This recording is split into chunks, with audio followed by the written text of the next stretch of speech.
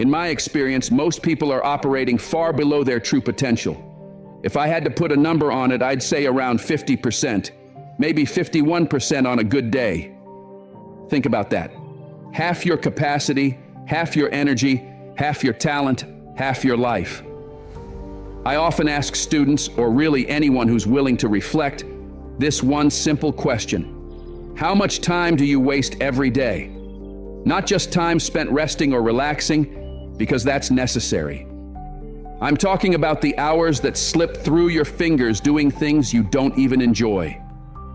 Hours spent scrolling through social media, watching videos that add no value, procrastinating on tasks that matter, or staring at your phone for no real reason. The answer I usually get? Somewhere around 4 to 6 hours per day. And most of the time, people don't even realize how much time that really is. Let's say you waste 4 hours a day. That's 28 hours a week. That's over 100 hours every month. That's more than 1,200 hours every single year. You know what that adds up to? About 6 full work months just gone. And what's worse is that it's not just about the hours. It's what you're missing out on during those hours. That's time you could be learning, building, improving, creating, connecting. That's time you could use to start a business, learn a language, get in shape, write a book, master a skill, or even just think deeply, something we barely allow ourselves to do anymore. Instead, we give our attention away to things we don't care about, and sometimes even things that make us feel worse. Now let's break it down financially. If your time is worth even $20 an hour, that's $100 a day, $700 a week, $2,800 a month. Over a year, that's over $33,000. And that's just at $20 an hour.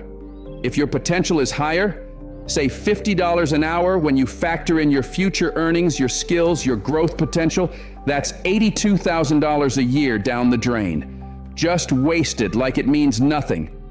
But the truth is, your time isn't nothing. It's everything. Time is the one resource you can't get back. You can lose money and earn it again. You can lose things and replace them. But once time is gone, it's gone. And the younger you are, the more valuable your time is because you have more of it. The sooner you start using it wisely, the more powerful your future becomes. Wasting time in your 20s is far more costly than wasting time later on, because those are the years that compound. That's when momentum is built. So the question is this: what would happen if you stopped wasting time? Not just a little. What if you really committed? What if you looked at every hour as a building block for your future? What if you took every opportunity seriously, treated each day like a chance to gain ground instead of losing it? How much more productive could you become? 2 times, 5 times, 10 times, maybe more. You don't really know what your true capacity is until you stop holding yourself back. Some people become so efficient, so focused, so clear-minded that it almost seems unreal. They're not superhuman, they're just not wasting time anymore. They've aligned their habits with their goals. This is where the Pareto principle comes in, the 80-20 rule. A small number of your efforts can produce the majority of your results. But here's the deeper truth. A small number of focused people create the majority of the impact in this world. And you could be one of them, if you choose to be. So where do you start? What's the one skill that changes everything? Writing. That might not sound flashy at first, but hear me out. Writing isn't just about putting words on paper. It's about thinking. Clear writing is clear thinking. If you can write well, you can think well. If you can think well, you can act with purpose. You can make better decisions. You can solve problems. You can influence. You can lead. The crazy part? Most people go through school, and no one ever explains why writing actually matters. They're told to do essays for a grade or follow a format to pass the test, but no one tells them the truth. You learn to write so you can learn to think. And thinking, real thinking, is what gives you the power to win in life. People who can think clearly, speak persuasively, and write with purpose are unstoppable. They can lead others. They can explain ideas. They can challenge false beliefs. They can negotiate, influence, inspire, and build. If you develop that skill, no matter where you start from, you will not stay stuck. You will rise. I've met and studied people who became extraordinarily successful, and one thing they all have in common: they know how to communicate. You don't want to argue with them, not because they're aggressive, but because they're precise. They'll dismantle your ideas, not to hurt you, but to build something better. They don't attack people, they attack flawed thinking.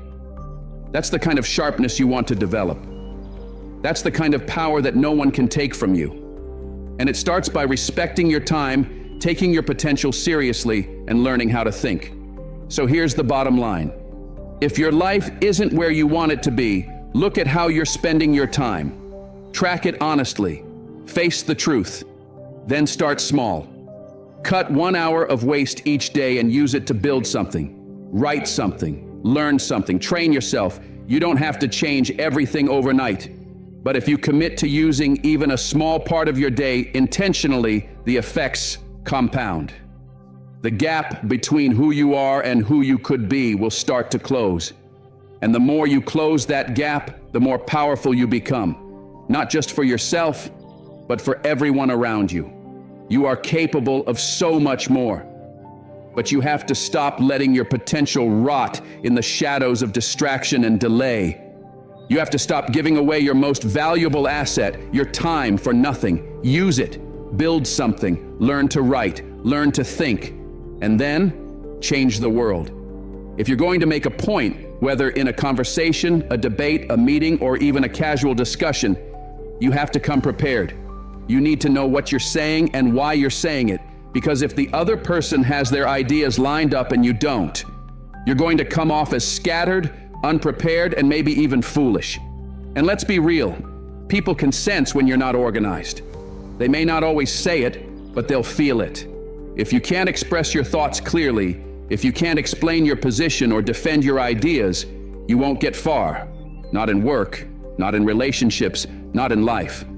But here's the good news. If you can express yourself well, if you can lay out your arguments in a coherent, compelling way, everything starts to change. If you can make a solid presentation, speak to others confidently, clearly lay out a plan or a proposal, doors open. People give you chances, they give you resources, they offer opportunities. Why? Because good communication builds trust. It shows competence, it signals leadership. And one of the best ways to become more organized, more clear-minded, and more powerful in how you operate, make a schedule and actually stick to it. Now, let's talk about that, because a lot of people get this wrong right from the start. When people hear schedule, they often think of something rigid and oppressive, something that locks them into a prison of tasks and responsibilities. That's not what a schedule should be. The problem is, people create schedules that they hate. They fill their day with things they think they're supposed to do, with no thought to how they feel doing them. So they make this long, joyless list of chores and duties, and surprise, by mid-afternoon, they're burned out and playing video games or doom scrolling just to escape it. That's not a real schedule. That's self-punishment. The trick is this: design your schedule like you're designing your ideal day. Ask yourself, if I could create the best possible day for tomorrow, something that's both productive and enjoyable, what would it look like? Then build that. Make it realistic. Make it balanced, but make it yours. Fill it with meaningful work, yes, but also with breaks, rewards, creative time. Time with people you care about. Design it so it's a day you'd actually want to live. Now, of course, there has to be some responsibility in there. You're not 12 years old anymore. If you're going to make progress, you need structure. You can't just float through life doing only what feels good in the moment. But the goal is to find a balance, a healthy mix of obligation and reward. Enough challenge to grow, enough freedom to stay energized. Here's a practical way to look at it. Maybe 20% of your day is things you have to do. Could be more if you're behind on stuff. That's fine. Just ask yourself, what's the right ratio of work to play today? Treat yourself like someone you're managing, like someone you care about and want to help succeed. If you had an employee who worked for you, you wouldn't expect them to grind non-stop without breaks. You'd negotiate with them. You'd ask, okay, you've got some tough tasks today. What can we build in to keep you motivated? How do we make this a good day, not just a productive one? You can and should ask yourself the same thing. Maybe that means an hour of focused work followed by 20 minutes of reading, gaming, a walk outside, whatever refuels you. It's not about earning your rest. It's about designing a system that works. And here's the reality. You're not going to follow your perfect plan every day. You'll miss things. You'll slip up. That's normal. Don't expect perfection. Just aim to hit the target more often than you miss. Even hitting your schedule 70% of the time is way better than 0%. Even 50% is a huge improvement if you're starting from chaos. And from there, you build. If you followed your schedule 50% this week, aim for 51% next week, or 50.5%. It doesn't matter how small the step is, as long as it's forward, because eventually you'll cross a tipping point where the effort you put in starts to pay you back. Your good days multiply. Your routines reinforce your growth. And instead of spiraling downward, you start spiraling up. That's the power of structure. That's the value of a schedule. It's not about control, it's about clarity, about building days you're proud of, about creating a life that feels intentional, not accidental. So take a step back. Think about what you want your day to look like. Then build it, one block at a time, one decision at a time, one better choice at a time. And trust me, if you keep showing up, it compounds. Imagine just for a moment what the world could look like if we all got our act together. Not perfectly, not flawlessly, but honestly and earnestly. Imagine if people, on a wide scale, simply stopped making things worse. Because here's the hard truth. Many people don't just fail to do what's good, they actively contribute to making life harder for themselves and for everyone around them. Why? Out of spite, out of resentment, out of arrogance, dishonesty, bitterness, jealousy, or even cruelty. Sometimes it's subtle, a snide comment here, a passive-aggressive move there, but sometimes it becomes something much darker, violence, destruction, even atrocities. These traits, when bundled together unchecked, form something profoundly pathological, something capable of corrupting entire communities, even nations. Now imagine if all of that stopped. If people, even without doing good, simply stopped doing harm. We truly have no idea how much better things could get just from that one change. The absence of destruction itself would be revolutionary. But this dynamic isn't just about grand acts of evil or visible malice. It's tied to something much deeper, something woven into the fabric of the human condition. It's the interplay between our vulnerability, the fear of judgment from others, and perhaps most importantly, our unwillingness to take on the responsibility we know we're meant to carry. It's not just that your own future depends on you stepping up. It's not just about your success or your growth or your healing. It's about everyone you're connected to. Because no matter how small you might feel in the grand scheme of things, you are not insignificant. You are not just a speck floating in a sea of 7 or 8 billion people. You are a node in a network, and networks matter. Think about it. Over the course of your life, you'll meet thousands of people. You'll influence them through your words, your actions, your example. Each of those people will influence thousands more. Suddenly, you're just 1 or 2 degrees of separation from millions. That's not theory, that's math. That's how social structures work. And now with the reach of social media and digital communication, that influence is even more amplified. So when you choose to do good or not to do harm, it ripples. Like a stone dropped into a pond, your decisions send out waves. You may never see where those waves land, but they will land. Someone will be affected, encouraged, discouraged, strengthened, or broken because of something you did or didn't do. And once you realize that, really realize it, the world starts to feel heavier. It starts to matter. And that can be terrifying. Because if what you do actually counts, then you're no longer free to live as if nothing matters. You're no longer free to avoid responsibility by pretending that your actions are inconsequential. And you might say, well, isn't that better than living a meaningless life? Sure, on the surface, but it's not that simple. When really given the choice, many people would rather embrace meaninglessness than responsibility. Because if nothing matters, then you're free. You can't fail. You can't be blamed. You can't disappoint anyone. You can suffer, but at least there's no burden to carry, no standard to live up to, no risk of letting the world down. That's the strange bargain of nihilism. Yes, it's miserable, but it comes with a twisted comfort. You don't have to act. You don't have to try. You can stay curled in your suffering and tell yourself there's no point to trying anyway. And people will sympathize. They'll pity you. They'll say, yeah, life's just hard. It's meaningless. It's chaos. And suddenly you've built an identity on powerlessness, on victimhood. You've taken the role of the martyr. And for some, that's a seductive position. But here's the cost. You trade potential for pity. You trade purpose for passivity. You trade a meaningful life for a tolerable one, and all the while that emptiness grows. It doesn't have to be that way.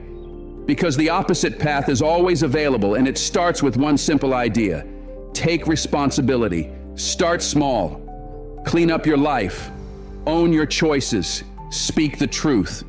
Act with courage. Carry your share of the weight. And then, when you're ready, help someone else carry theirs too. That's not easy. In fact, it's the hardest path there is, but it's also the only one that leads somewhere worth going. Alexander Solzhenitsyn discovered this the hard way. He endured the gulags of Soviet Russia, the very definition of hell on earth. And instead of coming out of that experience broken and bitter, he came out with a revelation.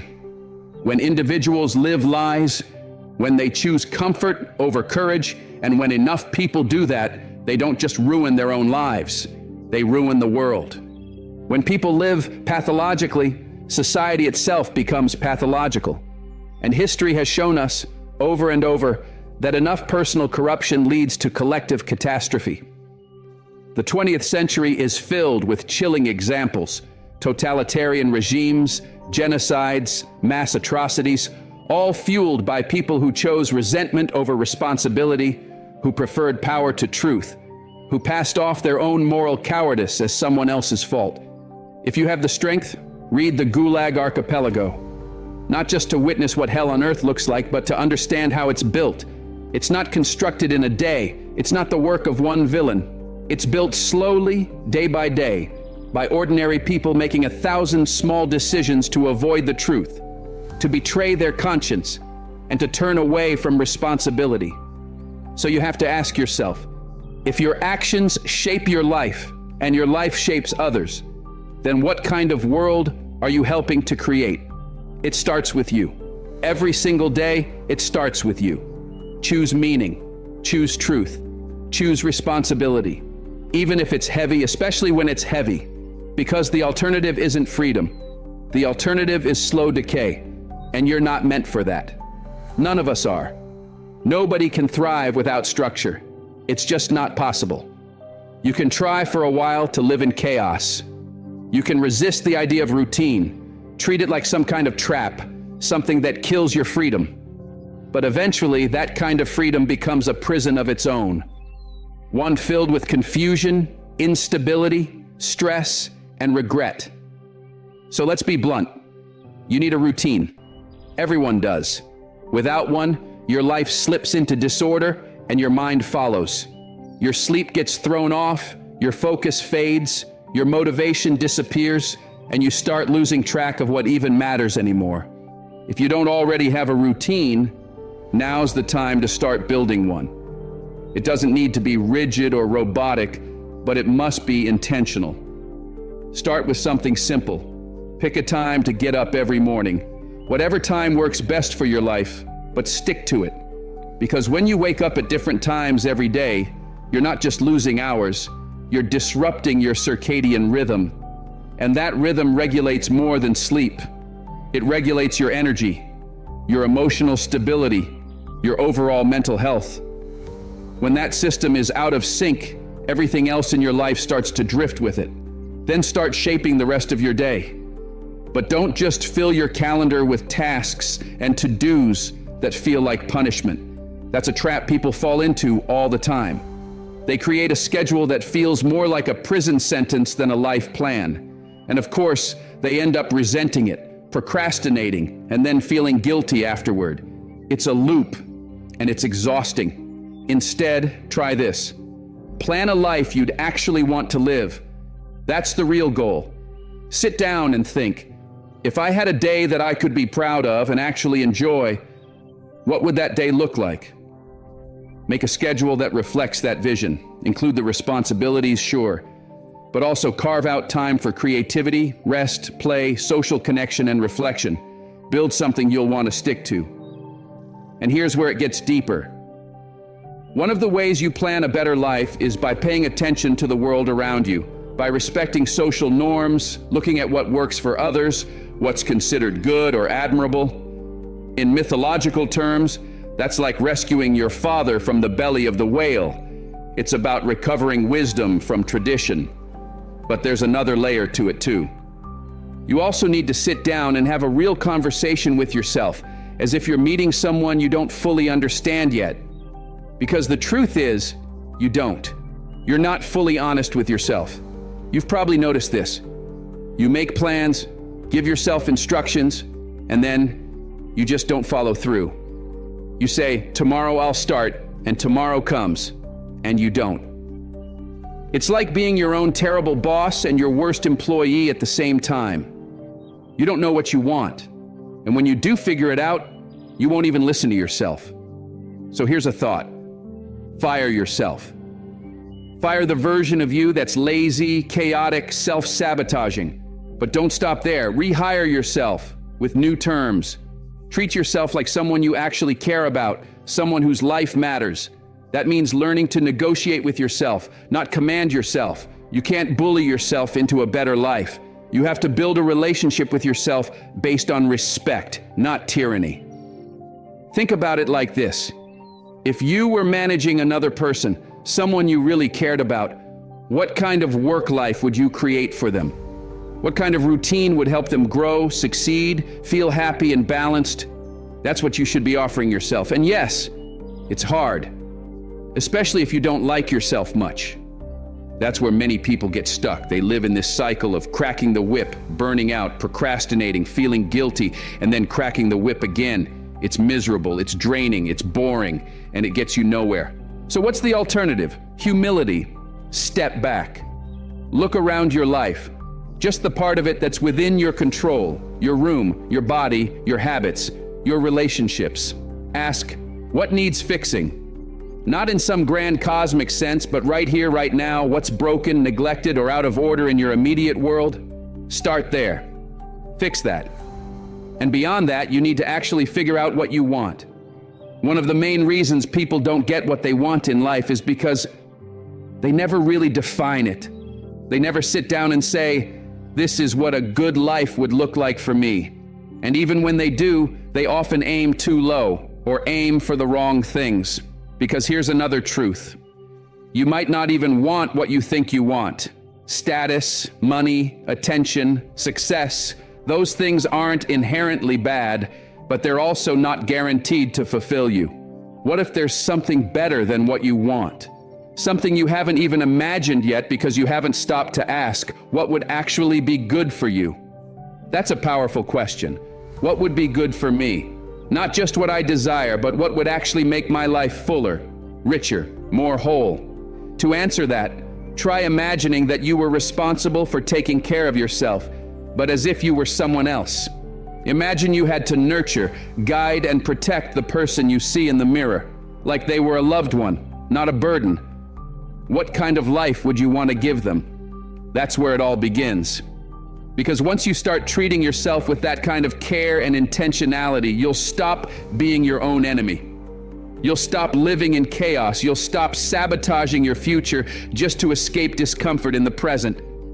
You'll start to build something solid, something sustainable, a life worth showing up for. And all of that starts with a routine, one that works for you, not against you. One rooted in discipline, yes, but also in compassion, in clarity, and in the belief that your life is worth organizing. Because it is. Let's say you really wanted the best for someone. Not just in theory, not just, I hope they do well, but in a serious, invested way. You want their life to go as well as it possibly could. What would that actually look like? To answer that, you'd have to do something most people don't bother to do. You'd have to sit down and think, really think. You'd need to ask, what would their life need to look like, day to day, year to year, for things to truly be good for them? Not perfect, not easy, but meaningful, stable, fulfilling, worth living. And here's the twist. Most people don't do this for themselves. They don't sit down and say, all right, I've been given a life, it's mine, it's difficult, yes, but it's something. So where do I want to take it? They drift, they react, they hope, but they rarely plan. What if, instead, you took the time to really figure it out? What if you asked yourself 3 years from now, what would I need to build in order to have what I truly need? Not everything, not fantasies, not illusions, but the things that would genuinely be good for you. The kind of life you'd look at and say, yeah, this was worth the work. The truth is, you can't have everything. That's a given. Life doesn't work like that. But you can have what's good for you. You can build something meaningful. But first, you need to define it. And that's where most people fall. They never set the terms. They never decide what success would actually look like. And if you don't define it, how could you possibly reach it? Success, by its very nature, is narrow, specific. It's like hitting the bullseye on a dartboard in the dark. If you don't even know what wall the board's on, the chance you hit the target by accident? 0. But here's the encouraging part. My experience has shown me that if people do figure out what would be good for them, if they sit down, take the time, and make a clear decision, then aim at it honestly and consistently, they often get it. It's not a guarantee, of course. Life throws curveballs. But there's something about orienting yourself toward the good, toward what's right for you, that moves you closer, even when you stumble. And yes, the process is messy. You don't chart a straight line to your destination. You start with a goal, and as you move toward it, you learn. You adjust, you refine, you correct. Your aim changes not because you were wrong, but because walking the path gives you better vision. You discover more about what you truly need along the way. But none of this works unless you start with a serious question. What do I want? And deeper than that, what would actually be good for me? Now, wanting something in this context isn't just daydreaming. It's not wishful thinking or casual hoping. It's not, I'd like this if the universe just handed it to me. No. Real wanting means reorienting your life in every way possible to make the goal achievable. It means changing your habits, your thinking, your behaviors, your environment. It means sacrificing the things that don't serve that goal. And it means being willing to say no to 1,000 other possibilities so you can say yes to the one that actually matters. That's what it means to ask for something with your whole being, to want something with seriousness, not entitlement, but commitment. You're not just wishing, you're choosing, and you're proving it with your actions. That's a sacrificial idea, because it implies limits. You can't have it all, but maybe, just maybe, you can have what you truly need. But first, you have to look in the mirror, and that's where it gets uncomfortable. Sit down on your bed in silence whenever you're alone, and ask yourself, what stupid things am I doing regularly that are absolutely sabotaging my life? Be honest. Not cruel, but honest. You already know the answer. Deep down, you know what you're doing that's wrecking your progress. It's not hidden. It's not mysterious. But we hide from it. We bury it under distraction, excuses, and denial. But if you really ask that question and you really want the answer, you'll get it. And when it comes, it won't be gentle. It might sting, it might embarrass you, but it will be true. And truth, even when painful, is your best guide forward. The trick is you have to want to know, not pretend to ask, not mouth the words while secretly hoping the answer never comes. You have to decide that you're ready to face what's holding you back. And once you do, things can change fast. So fast it might shock you. This is where transformation begins, not in motivation posters or fleeting inspiration, but in the quiet decision to face yourself fully, define what's worth aiming at, and start walking. Even if it's slow, even if it's messy. Because the act of aiming, of adjusting, of sacrificing, that is where you begin to become the person you were meant to be. So here's where this all leads. Because none of this has just been about theory or philosophy. It's about you. It's about your life. The one life you get, and what you choose to do with it. At some point, you have to stop standing at the edge of your potential and step into it. Not perfectly, not all at once, but deliberately, step by step, decision by decision. Because the truth is, no one's coming to build your life for you. No one's going to hand you clarity, discipline, meaning, or purpose wrapped in a neat little box. It's on you, always has been. And I know that's a heavy thing to realize. It's not comfortable. It's not always encouraging at first, because it means your future is not something to be discovered. It's something to be created. It means you don't get to blame your past forever. You don't get to outsource your suffering or your failure or your stagnation to other people. Not if you're serious about getting better. But here's the gift hidden inside that responsibility. You can change things. You can make something of your life. No matter how broken it feels right now, no matter how far off course you've wandered, you are not finished, you are not stuck, and you are not beyond repair. But you have to want it, not casually, not conditionally, not in some vague, one day when I feel ready way. You have to want it seriously, deeply, with everything you've got. You have to look your current self in the eye and say, this isn't all I am, and it's not all I will be. Because here's the truth that most people never really face. You don't have to be extraordinary to start living differently. You just have to be honest. You have to be willing. Willing to look at the ways you're sabotaging yourself. Willing to stop pretending you don't know what you're doing wrong. Willing to accept that progress will be hard, boring, repetitive, and worth it. And yes, you'll mess up. You'll fail. You'll have days where you fall short of your goals, where you break your word to yourself, where you slide back into old habits and wonder if any of this is even worth it. And on those days, your mind will try to convince you to give up, to go back to comfort, to drift, to stay small. But that's where you remember who you're becoming. You're not building a perfect life. You're building a real one. Something rooted in truth. Something worth waking up for. Something that doesn't just benefit you, but everyone around you. Because the impact you make when you get your life in order doesn't stop with you. It spreads. It shapes the people you love, the people you work with, even people you've never met. And over time, it starts to shape the world. This isn't about some grand, heroic moment where everything changes overnight. It's about the quiet discipline of showing up every day with a bit more clarity, a bit more courage, a bit more conviction. It's about writing a better story with your life, not waiting for one, writing it. With your habits, with your choices, with your character. So the question becomes, are you going to keep waiting for things to change? Or are you going to be the one who changes them? You don't need to have it all figured out. You just need to start. Start small, start messy, start now. Sit down. Ask the hard questions. Make a plan. Commit to it. Fail, adjust, and keep going. Don't stop. Because your future, your real future, isn't built in the moments where you feel strong. It's built in the moments where you decide to act, even when you don't.